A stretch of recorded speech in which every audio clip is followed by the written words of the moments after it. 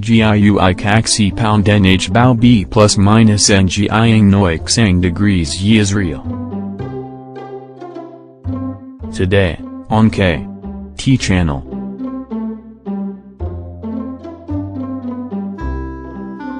Jerusalem. The Trump administration's threat to cut aid to the Palestinians to force them into a peace deal may have dire humanitarian consequences that could backfire on Israel.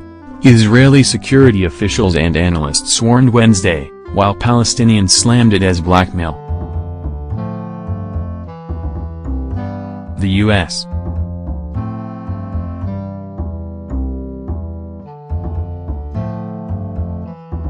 pays the Palestinians hundreds of millions of dollars a year and get no appreciation or respect, Trump tweeted on Tuesday evening.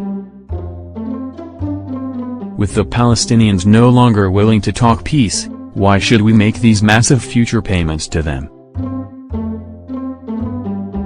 Earlier in the day, Trump's envoy to the United Nations, Nikki Haley, suggested that the United States will cut funding to the United Nations Relief and Works Agency, the agency tasked with assisting Palestinian refugees, until the Palestinian leadership returns to the negotiating table.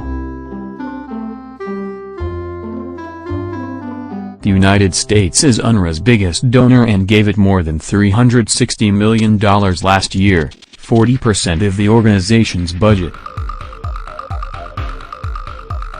Palestinian officials reacted furiously to what they interpreted as an attempt by the United States to give up their claims to Jerusalem in return for continued financial aid.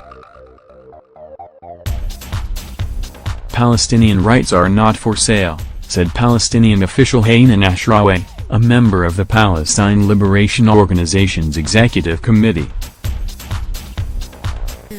By recognizing occupied Jerusalem as Israel's capital, Donald Trump has not only violated international law, but he has also single-handedly destroyed the very foundations of peace and condoned Israel's illegal annexation of the city. We will not be blackmailed.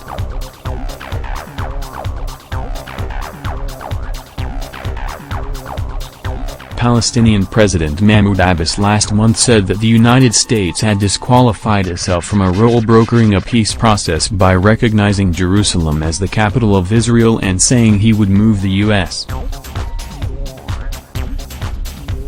embassy there.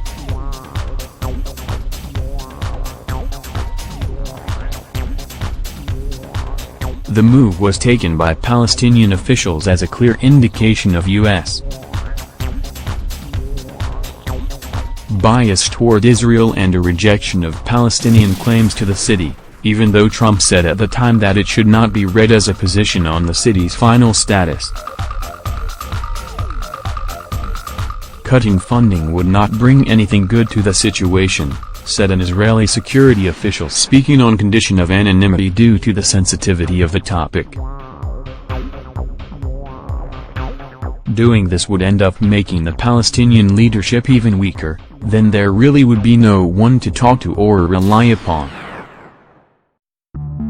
Abbas's Palestinian Authority coordinates with Israel on security, but the already weak leader has been further undermined by Trump's Jerusalem decision, with nothing to show for decades of negotiations.